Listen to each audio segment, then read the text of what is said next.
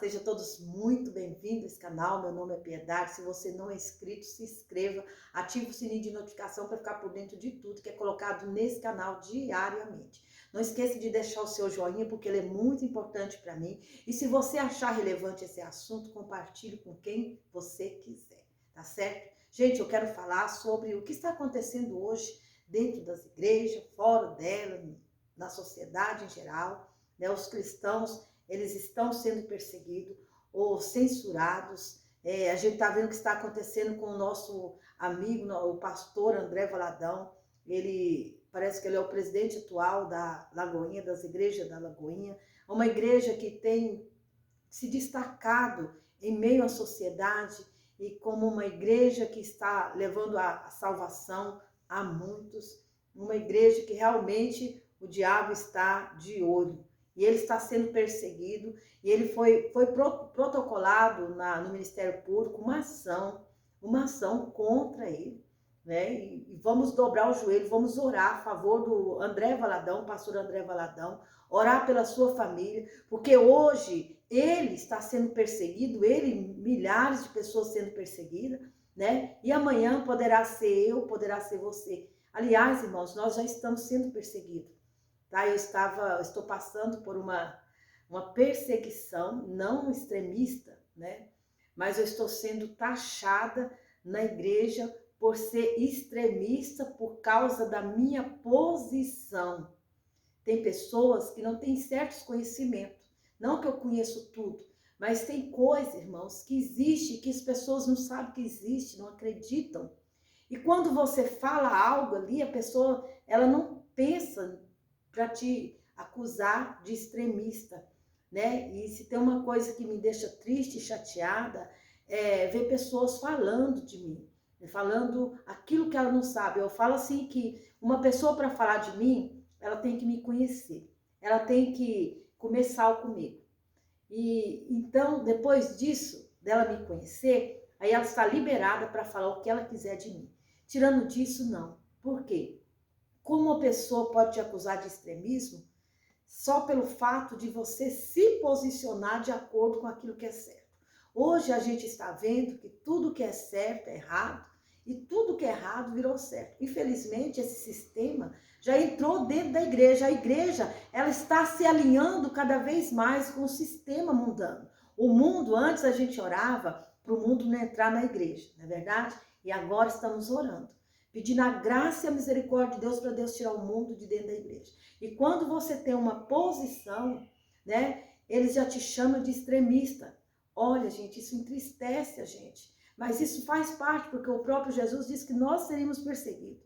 Nós seríamos perseguidos. E o apóstolo Paulo fala, não vos conformeis com esse século.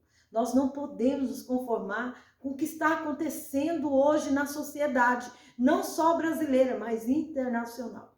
O pastor André Valadão, ele mora nos Estados Unidos. E ele está sendo perseguido pela a lei do Brasil, perseguindo ele nos Estados Unidos. Ele está lá, mas eles estão aqui protocolando uma ação contra ele.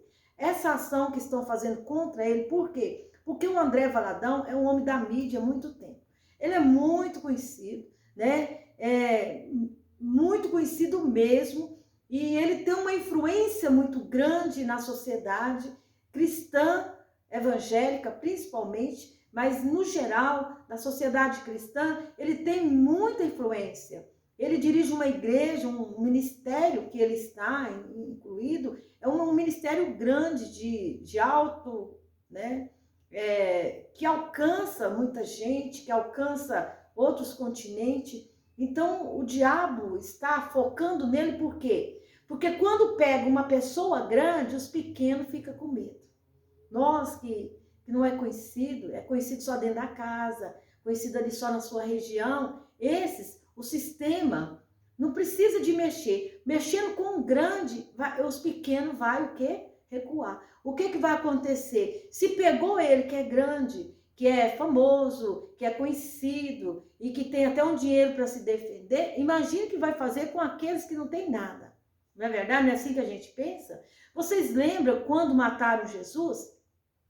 O povo andava com Jesus, a multidão andava com Jesus, os discípulos criam em Jesus, Alguns dos discípulos chegou a dizer para Jesus, iremos contigo até a morte. Mas quando Jesus foi ali pego e levado para a cruz, todos se afastaram, porque todos ficaram com medo. Imagine Pedro pensando, se ele que é poderoso, ele que fez tantos milagres, curou, expulsou demônio, eles estão fazendo isso com ele, o que não fará comigo? Pedro, com certeza pensou assim, os outros discípulos também.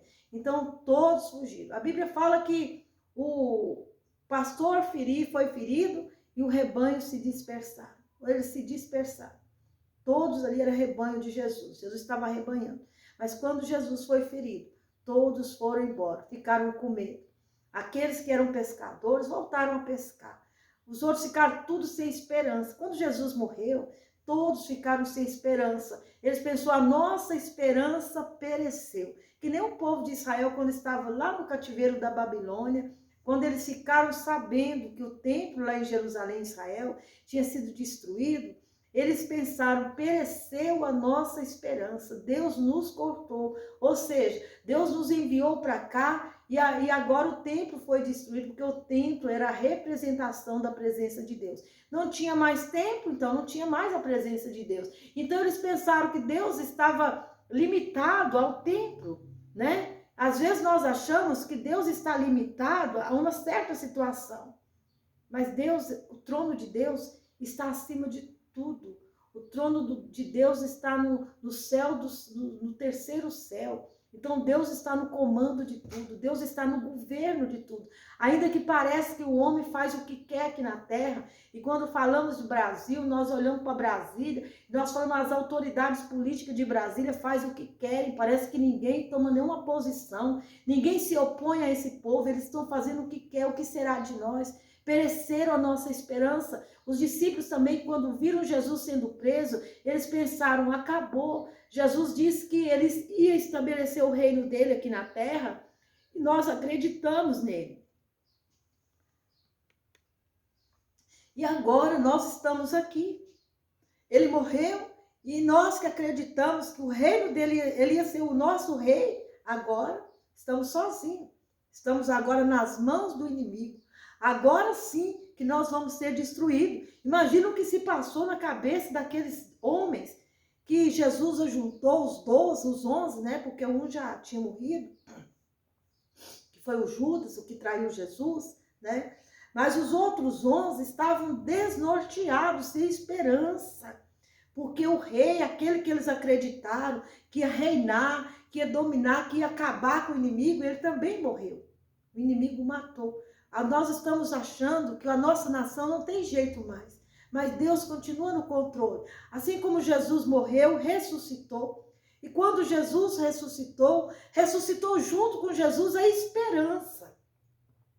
A esperança de vencer. A esperança do novo rei. A esperança da mudança. Então tudo voltou. Aqueles discípulos que tinham voltado para sua vidinha, os pescadores tinham voltado a pescar, os outros, aqueles que tinham ficado desempregados porque largou tudo para seguir Jesus, né? Eles estavam ali agora pensando, e agora? Nós largamos tudo para seguir o mestre morreu, e agora nós estamos aqui desempregados, né? Destruídos, e ainda o povo querendo nos matar. Agora pense o que passou na cabeça desses homens, e o que está passando aí na sua cabeça, você que é cristão, que está vendo essa perseguição ao pastor André Valadão, né? Essa perseguição com ele, né? Se estão pegando ele, imagina o que fará conosco. E o que eu quero dizer para você, do mesmo jeito que quando Jesus ressuscitou de novo a esperança que está em nós, que é o Deus, que é Jesus, ela está viva. E nós não podemos ter medo. A palavra de Deus fala 365 vezes. Não temas. E a palavra de Deus em vários lugares, em Isaías, não temas, eu sou contigo. Eu te ajudo e eu te fortaleço. Nós não podemos temer ao sistema. Nós temos que confiar em Deus e saber que apesar de tudo, Deus não perdeu o controle. Vamos dobrar os joelhos e vamos orar pelo pastor André Valadão e pela sua família. Eu já estou orando por ele. Mas você que é cristão, que está me assistindo, vamos orar por ele. Porque eles estão querendo pegar ele, porque sabe que se calar ele, vai ficar fácil para calar eu e você. Você que está me assistindo, você que é evangelista, você que é pastor, você que é pastora, você que prega, você que é missionário. Hoje eles estão pegando ele, mas amanhã poderá ser eu e poderá ser você. Eu já sofro uma perseguição, eu já tive perseguição no meu canal, no Instagram. Eu tinha um alcance no Instagram de 5 mil, quase 6 mil visualizações nas minhas postagens. Hoje não passa de 50. Por quê? Porque eu já fui censurada também no Instagram. Eu fui censurada também no YouTube, tá? Eu tive um problema no YouTube, nunca falei disso aqui, mas eu tive.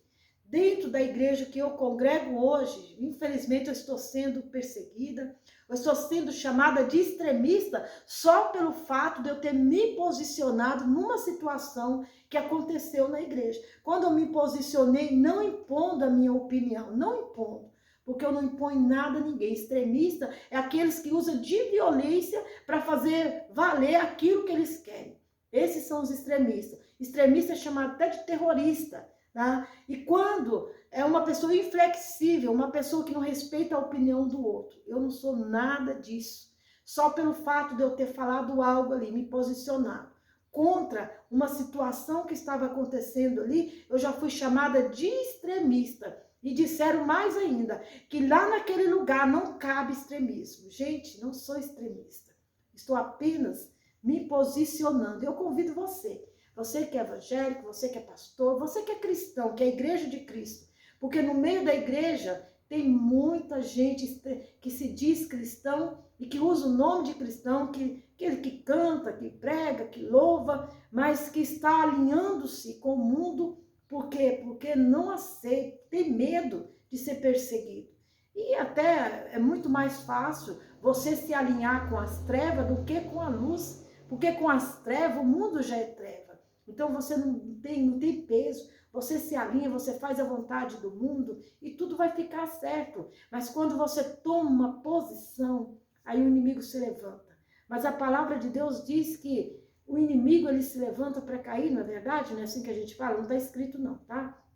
Mas nós entendemos que o diabo ele já caiu. Ele não se levanta para cair porque ele já é caído, ele não vai se levantar. Ele já é derrotado, ele já é caído. A sentença de Satanás já está determinada, e aqueles que se ajuntam com eles vai cair também, tá? Até hoje eu não conheço ninguém que se levanta contra um servo do Senhor e que permanece de pé, né? Então vamos orar pelo pastor André Valadão, vamos orar por todos os cristãos que estão sendo perseguidos no mundo todo, estão sendo mortos, né? E que Deus venha entrar com a graça e a misericórdia deles, que Deus venha fortalecer a família do pastor André Valadão, venha renovar as forças dele e que ele venha permanecer firme no propósito pelo qual o Senhor o chamou. Deus abençoe a todos. Se você gostou dessa mensagem, compartilhe com quem você quiser. Que Deus abençoe cada um de nós, em nome de Jesus. Amém?